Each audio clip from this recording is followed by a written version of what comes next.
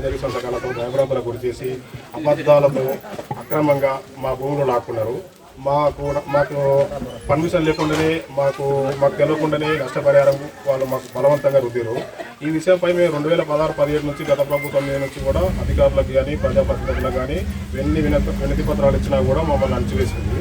ఈ ప్రభుత్వం వచ్చిన తర్వాత కూడా మాకు ఎంతో కొంత న్యాయం జరుగుతుంది. మా రేవంత్ రెడ్డి మన సీఎం రేవంత్ రెడ్డి గారు మా ఊరు పక్కనే కాబట్టి మాకు న్యాయం జరుగుతుందని సంతోషించడం వల్ల ఆ ప్రాసెస్లోనే మేము ఈ ప్రజాపాలన ప్రభుత్వం వచ్చిన తర్వాత 2 సంవత్సరాల నుంచి గౌరవ ఎమ్మెల్యే కసిరెడ్డి నారాయణ రెడ్డి గారిని పలుమార్లు ఎన్నోసార్లు కలిసినాము. ఎన్నిసార్లు కలిసినా ఆయన మా సమస్యపై బాధ్యతారహితంగానే స్పందిస్తున్నాడు. ఏమాత్రం పట్టింపు లేకుండా స్పందిస్తున్నాడు. అయితే ఇక్కడ ఈ న్యాయ పోరాటంలో భాగంగా మేమేం చేసినామంటే ఈ గిండి లిఫ్ట్ ఇరిగేషన్లో భాగంగా 20 గోకారం రిజర్వాయర్ సామర్థ్యం తగ్గించి మాకు 2 గ్రామాలకు ముంపుకు మినహాయించాలని సెక్రటరియట్లో 2024 డిసెంబర్లో మేము ఒక వినతి పత్రం ఇచ్చినాము. ఆయన అక్కడ సేమ్ పేషెంట్ నుంచి ఈఎన్సీకి కూడా ఫార్వర్డ్ అయింది. దానికి రెస్పెక్ట్ లేదు, మా ఉద్యమానికి రెస్పెక్ట్ లేదు, ప్రజలకు రెస్పెక్ట్ లేదు. మేము ఎంత చెప్పినా వినకుండా గత 2 సంవత్సరాల నుంచి ఎంత వేడుకున్నా కూడా మా బాధను పట్టించుకోకుండా 26వ తారీఖు నాడు నవ తెలంగాణ మన తెలంగాణ అనే పేపర్లో R&R ప్యాకేజ్ రిహాబిలిటేషన్ రీసెటిల్మెంట్ కోసం ఒక ప్రాథమిక నోటిఫికేషన్ గవర్నమెంట్ నుంచి రిలీజ్ అయ్యింది. 26వ తారీఖు నాడు నోటిఫికేషన్ వస్తే 25వ తారీఖు నాడు కూడా మేము కసిరెడ్డి దగ్గరగా ఉన్నాం. మేమేదో హడావిడిగా ఇలా అంత హడీబరిగా ఎలక్షన్ కోసమని మేము 26వ తారీఖు నోటిఫికేషన్ ఎందుకు ఇచ్చారంటే ప్రాథమిక నోటిఫికేషన్, ఈ సర్పంచ్ ఎలక్షన్ నోటిఫికేషన్ కూడా మీకు తెలుసు 26వ తారీఖు వచ్చిన సంగతి. ఈ ఎలక్షన్ కోడ్కి బిఫోర్ కొన్ని గంటల ముందే వీళ్ళంతా ప్రజలు మొత్తం SC ST BCలే ఉంటాం. ఒక రెడ్డి సామాజిక వర్గం ఉండదు, ఉన్నత సామాజిక వర్గం ఉండదు, చదువుకున్న వాళ్ళు ఉండరు.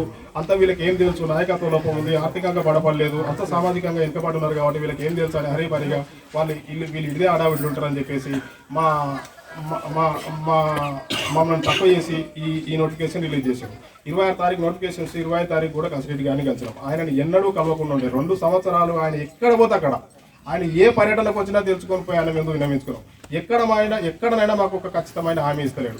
మా సమస్యపై అసలు బాధ్యతనే లేకుండా మేము ప్రజాస్వామ్యంలో మేము భాగమే కాదన్నట్టుగా మమ్మల్ని పట్టించుకోకుండా మేము కలవగుట్టులో భాగం కాదు, ఇది మాకు ఓట్లేదు అన్నట్టుగా ఆయన కష్టపడి గెలిపించుకున్నాం. ప్రజాపాలనలో గత గవర్నమెంట్ పనిచేసిందని చెప్పేసి ప్రజాపాలన ప్రభుత్వం వస్తే ప్రజలకు న్యాయం అవుతుంది, మా 20కి న్యాయం అవుతుంది అని ఎంత గెలిపించుకున్నా కూడా ఆయన పట్టించుకోకుండా R&R ప్రాథమిక నోటిఫికేషన్ ప్రభుత్వం రిలీజ్ చేసినందుకు దానికి నిరసనగా మరియు ఎర్రవెల్లి తండా ముంపుకు గురి కాకుండా మేము ఎంత పట్టించుకోకుండా మా మీద రెస్పెక్ట్ లేకుండా R&R ప్రాథమిక నోటిఫికేషన్ రిలీజ్కి నిరసనగా మేము ఎర్రవెల్లి గ్రామ పంచాయతీలో సంపూర్ణంగా గ్రామస్తులందరూ మూకమూడిగా ఎన్నికలను స్థానిక సంస్థల సర్పంచ్ ఎన్నికలను బహిష్కరిస్తున్నామని 28వ తారీఖు మేము నిర్ణయించుకున్నాం.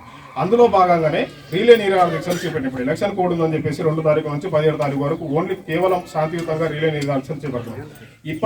ఈలోపు ఇట్లా ప్రభుత్వం నుంచి ఒక స్పందన లేదు. నిన్న ఒక ఆర్టీఓ అధికారి వచ్చి మీరు ఎలక్షన్ పెడితేనే బాగుంటుందంటే మేము ఆయనకు తిరిగిదాలని చెప్పినాం, మా సమస్యలని తీర్చండి, మేము ఎలక్షన్ కొనికి ఎలాంటి అభ్యంతరం లేదు. ప్రజాస్వామ్యంలో మేము ఎలక్షన్ కొనికి మేము అడ్డుపడతలేము. మా ప్రధానమైన డిమాండ్ ఏంటంటే ఎర్రవెల్లి తండాలు రిజర్వాయర్లో ముంపు గురి కావద్దు. ఇదే మా ప్రధానమైన డిమాండ్. దానికి సంబంధించిన పర్టికులర్ సర్వే చేయించి దానికి జీవో ఇచ్చి దానికి జీవో దాని పర్టికులర్ ఒక సర్క్యులర్ రిలీజ్ చేసిన తర్వాత మేము ఎలక్షన్కి వెళ్ళడానికి ఎలాంటి అభ్యంతరం లేదు. ఎర్రవెల్లి ఎంత, వీళ్ళెంత, ఒక 350 కుటుంబాలు ఎంత, 700 ఓట్లు మాకేం చేస్తాయి, మా ప్రభుత్వానికి ఏం చేస్తామంటే గత ప్రభుత్వానికి మేము చూపించాం. మా పాపం తలిగి మా ఊసుడు తలిగి గత ప్రభుత్వాలు కోల్పోయినాయి. వీళ్ళెంత అని చూపిస్తే ఒక 17వ తారీఖు వరకు వెయిట్ చేస్తాం. మాకు ఇట్లా న్యాయం జరగకపోతే రాష్ట్ర స్థాయిలో మేధావుల సంఘం, పౌర సమాజంలో ఉన్న మేధావులను, ఆర్గనైజేషన్లను, పోరాట సంఘాలను అందరినీ ఏకం చేసి ఎర్రవెల్లి ఎంతో చూపిస్తాం. ప్రభుత్వానికి కసిరెడ్డి నారాయణ రెడ్డి కానీ ప్రభుత్వానికి ఈ రిలే నిరాహార దీక్షల గురించి మేము గట్టిగా సవాల్ విసురుతున్నాం. ఎర్రవెల్లి అంటే పిడికాడి మట్టి కాదు,